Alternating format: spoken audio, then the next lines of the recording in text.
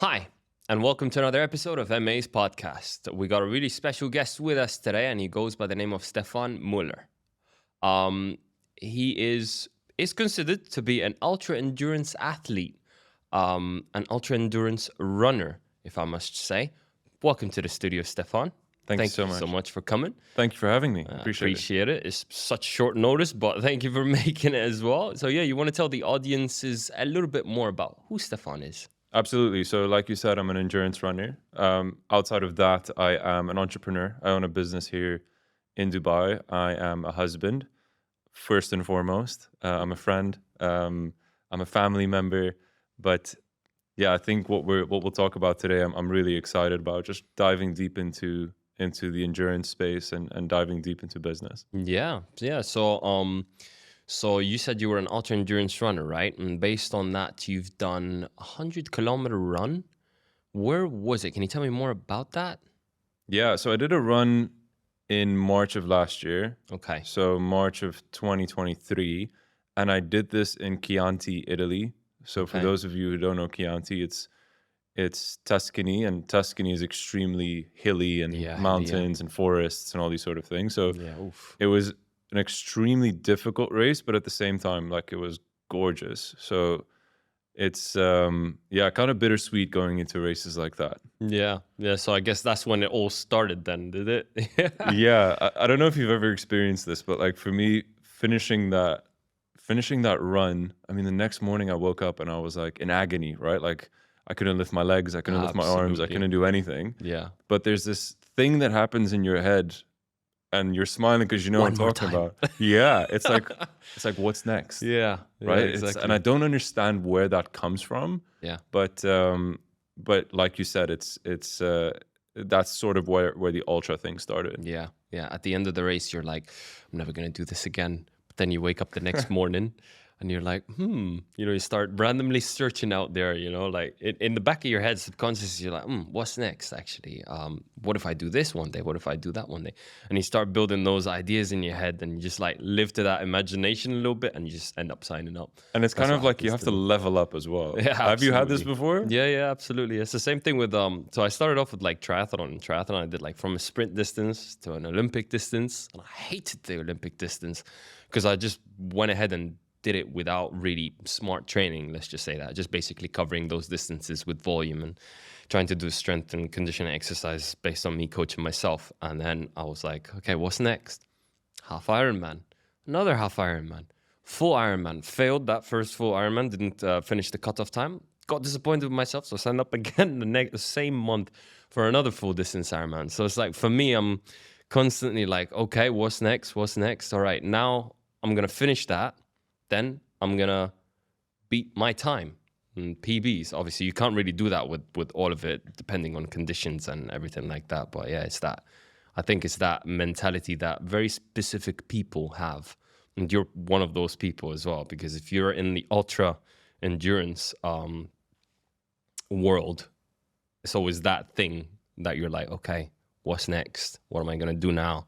I have to do better. I have to do self. It's a bit like you're being a bit harsh on yourself at the same time, but this is you're built like that, you know what I mean? And that mentality, that toughness is what differentiates you between another guy who's just like, yep, I finished my full marathon. I'm not going to do anything for the next 6 months, and I'm going to do something else. You know what I'm trying to say? So yeah, what led you to that 100-kilometer run? How did it start, and how did it take you all the way Yeah, to signing up for a 100-kilometer trail run in Tuscany? I forgot to say it was trail, but yeah, good question. And I was asked this question a couple of days ago, so I have the answer ready to go.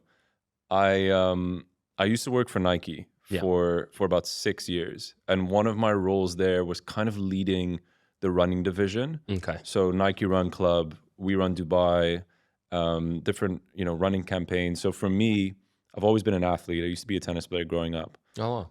And running was always complementary to training, Yeah. right? Like same with football, same with other sports. Like it's not necessarily that you love it. It's just like you have to do it as part of your training. But then when I started working at Nike, specifically in the running division, I was like, I need to understand more about the running consumer, right? I need to understand who this running person is. So I have to join them, right? Like I have to understand what's going through their mind. So I started running like 5Ks, 10Ks, and at pace, basically. Like I try to just go as fast as I could, up to a 21.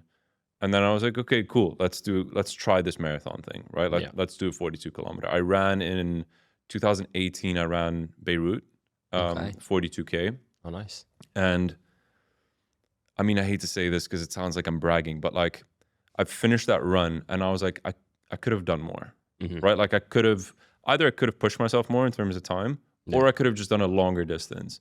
And that thought kind of like ruminated in my mind for a long Just time. takes a little thing to Yeah, it was in my mind for a long time until I called my coach, Joao, who Yeah. you obviously know very well. Absolutely. I called him and I was like, I think I want to do 100K. He was like, let's go. And That's all he said. that's all he said. I'm sure that's literally how he said it. Only 2 words.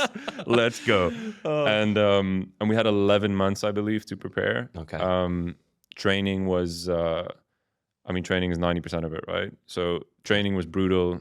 It was a lot of sacrifice, a lot of discipline, like a lot of long runs, a lot of weekends gone, really taking care of my mental health, my nutrition, my sleep, and obviously then the training and the running. Yeah. And I was looking forward to it because I was like, I love Italy. I love Chianti. Like Chianti is such a beautiful place to go to. This is going to be an experience, right? This is not me racing against anybody. Like it's just about getting it done. Yeah. And yeah, like that's sort of how the 100K thing came to life. Oh, wow. So like you said, it's always an experience to start with, and then it goes on to a little bit more, and then you open a little bit more doors to it as well. But yeah, and then let's talk about Uncommon. I'm guessing that's your business, is it? Can you tell me a little bit more about it? Yeah, that's the business. So we founded, my wife Asma, who you also know, Asma and I founded a business called Uncommon 2.5 years ago. And the way that sort of came to life is I had a business previously. And I was wondering, I was like, how do I want to spend the next, 10, 20 years in terms of building something, right? And so I asked myself a few different questions. I was like, what am I good at? What am I passionate about? Where's the gap in the market? And how can I create a business out of that, right? And when I look at the gap in the market, I look specifically at Dubai because it's my home. I grew up here.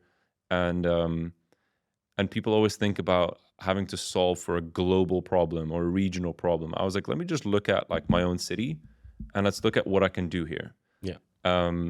And then looking at what I'm good at, passionate about, etc. So we started Uncommon, which is effectively a business that helps build communities around other businesses. So the way that we do that is we have 4 different like areas of focus. We look at events and activations. Yeah. We look at content creation and social media management. And then we look at working with community leaders, effectively influencers. We work with some amazing partners and brands around the world, some global partners, some local partners. Yeah. And it's been a journey, right? Like starting a business with your wife, firstly, is amazing. It's also a challenge because you have to separate being business partners and being husband and wife. And like you have to put sort of like rules in place for that. A little bit of a barrier, yeah. A little bit of a barrier, like saying something like, okay, cool, after 6 p.m., we're no longer colleagues, like we're husband and wife, right? Like we don't talk about work anymore. Which is harder than it is, actually. You know? It was a learning process, right? In the beginning, it was kind of, when you launch a business first, it's like you're working 24/7, right? Like you never stop thinking about it because you have to get this thing off the ground. Absolutely. Now we're in, a position, alhamdulillah, where it's a bit more stable. Alhamdulillah. And we have the privilege and the luxury to create these rules and not have to work as long hours as we did before. We're still working as hard. We're just working a bit smarter. Absolutely. But it definitely took a bit of time to like get that in line. Yeah. Because I've been seeing, I think, on Instagram, you've been pushing a couple of, basically you've got a bit of an exposure based on your community runs. Is it? When does that happen? And can you tell me a little bit more about it, if that's all right? So that's part of 777. Okay. So I'll go into the 777 story. Please. When I finished the 100K and when we were thinking about what's next, I was like, I want to do something again here at home in the UAE. I want to do something that's crazier. I want to do It's it. definitely crazy. It's definitely crazy. I want to do it with other people. Like Yeah. like the 100K was pretty much by myself. I did it with a friend, but like we trained by ourselves and all Yeah. that. I want to have a training journey with other people. Charity was an important component for us, and then lastly was building a community around running. Right. So what we did was we launched this thing called 777, Yeah. which is we ran 7 ultra marathons, so 7 times 50 kilometers in 7 Emirates in 7 days. Can you say that again? 7 times 50 kilometers in 7 Emirates in 7 days. Wow. And Wow.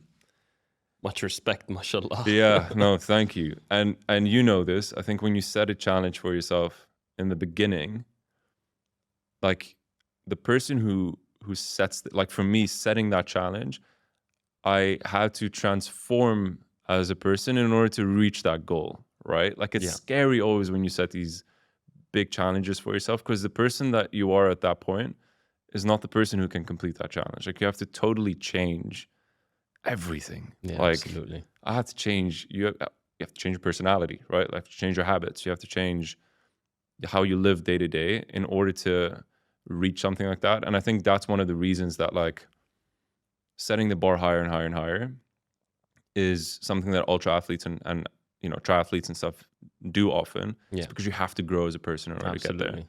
Yeah. So anyway, we started training for this, and one of the things, like I mentioned, was community was an important component of this. Yeah. We started these Thursday morning runs every Thursday, 7 a.m. at fields on the beach. And the reason we did this was we really wanted to have one session per week, like one run per week that wasn't so serious, right? Like, you know, this all your training is intense and it's serious and it could be lonely and whatever else. Very lonely, absolutely. Yeah, especially when we have the long sessions alone, right? Yeah. So we were like, let's have a 45-minute run or walk. Anyone's invited, and we're just going to enjoy ourselves, right? And Joao, our coach, programmed our sessions in a way where like that was always a 45-minute session. Yeah. What was amazing was like we started with like 8 people, and after a few months we had like 100 people show up every week. Oh wow, that's great. Which was incredible. And I think there were many reasons for it. One was I think we built a very inclusive community, right? Like telling people you can walk, you can run, you can do whatever you want. Just come and move with us. Like there's no pressure to Any perform. little thing makes a difference at the end of the day, doesn't it? Yeah. The second thing is like we had a lot of different brand partners. So we had brand partners like Restore Fitness who would come and set up ice baths for free. Oh, that's great. Fields would say, listen, we'll give X amount of free drinks to the runners. Oh, nice. We had On Running, our sponsor, who came and set up like footwear trials so people could try out their new shoes for like one of their runs. Great. So all these little things. And then obviously our charity partner, the UNHCR, like we raise money for the refugee crisis in Sudan. So a lot of people got behind that mission as well and came to the community runs to support. Yeah. So all these little things, people feel spoken to, right? And it's an experience. It's an experience. Yeah, absolutely. I think that's what it really is. I think it's an experience in the morning, you know, at 7 a.m. Like it's not going out on a Friday night. It's not going for dinner. It's like it's running in the morning, but it's before you go to work. But it's just like this really fun, a feel-good kind of session. Feel-good kind of session. Perfect start throughout the day before going out there and getting behind that desk job. Sometimes it could be quite soul-destroying, if I must say. But yeah, so can you tell me a little bit more about your experience in 777? So where did you start, and where did you go to like in different states in the UAE, and based on that, maybe you could tell me what was your, I'm sure everybody has it as well as an ultra endurance athlete, what was your breaking point, and what mentality got you towards going over that and keep on going? Ooh, I like this question a lot. So 777 happened from the 12th to the 18th of February. So it's been about a month and a half. And we started in Abu Dhabi. Yeah. Then we went to Fujairah, and then we basically worked our way to Dubai. Bear in mind, in Abu Dhabi, it was a day in which the first day of the storm started. And it was one of the strongest storms that is ever hit in the UAE as well in the past however many years it's been. I thought everything else was cancelled, you know, even because we had a triathlon race as well in Abu Dhabi.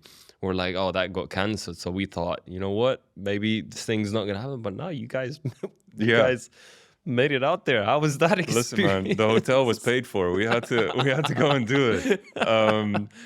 We reached in Abu Dhabi, and we knew it was going to rain, and we knew it was going to be a storm, and we knew it was going to happen, right? Like, woke up at whatever 3 o'clock in the morning, 2:45 in the morning, opened my window, and we were right by the Corniche in Abu Dhabi, Yeah. by the water. Open the window, and all we see is just like lightning and thunder and rain and Yeah, I whatever. remember that. Yeah. For the first 2 hours of the run, like, I couldn't look more than like a meter in front of me because of the rain. Wow. Yeah. And the rain was coming sideways, and like we were running in puddles, and it was just mad. Like, it was just absolute madness. Wow. Then the rain subsided, thankfully.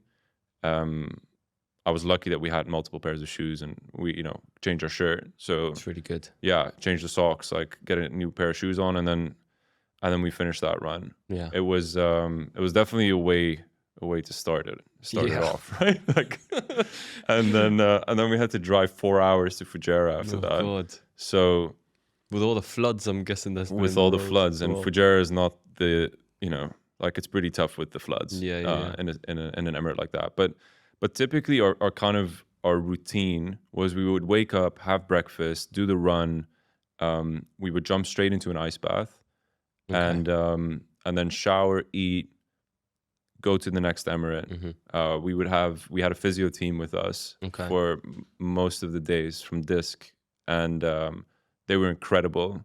Like, without the ice bath and without that treatment, I don't know how we would feel the next day. Yeah. But so we basically had that sort of, copy paste every single day, Yeah. which was which didn't give us time to think about, oh, this sucks. Like, we just had to go, like, we just went with it. Yeah. Every single time.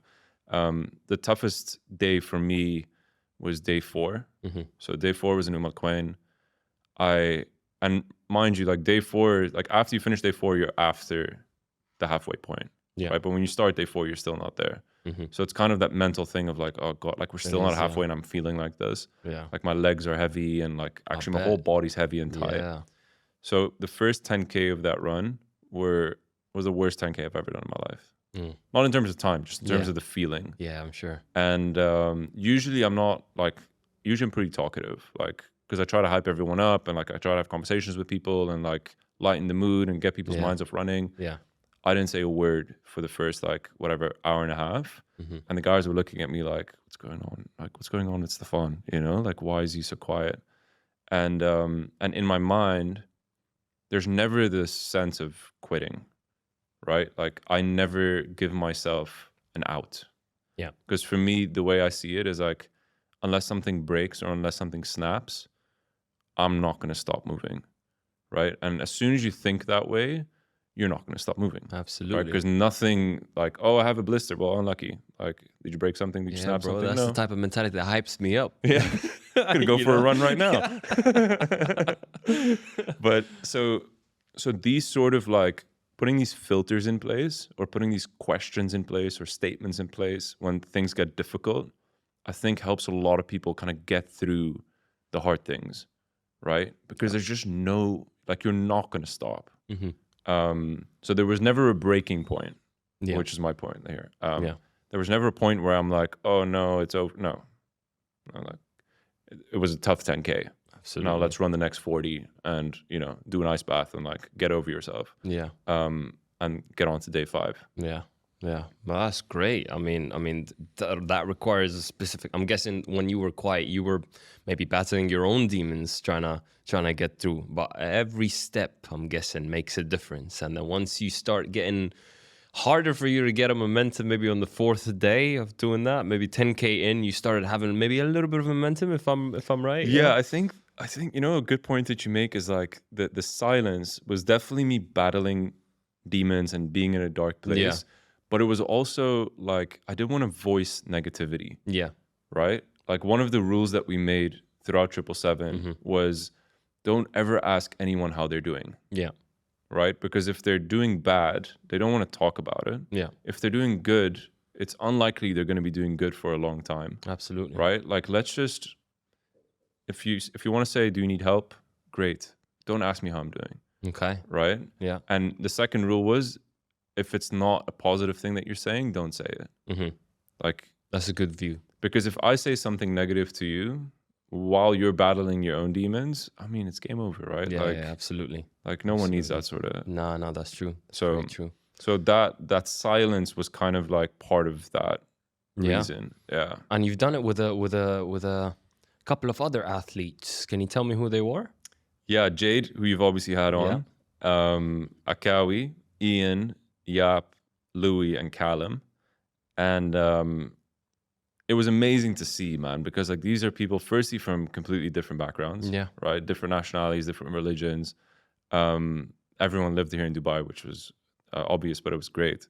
And different athletic backgrounds as well. Yeah. Like you've got someone like Ian, who's like an American football player, right? And like had never run more than, both Akawi and him had never run more than 10K Yeah. before they started training for 777. Can you imagine? Like not having done more than a 10K run and saying, yeah, I'll do 350K in 7 And I'm days. guessing everyone finished it. Everyone finished it. Alhamdulillah, that's really good. So what's next for 777? Ooh.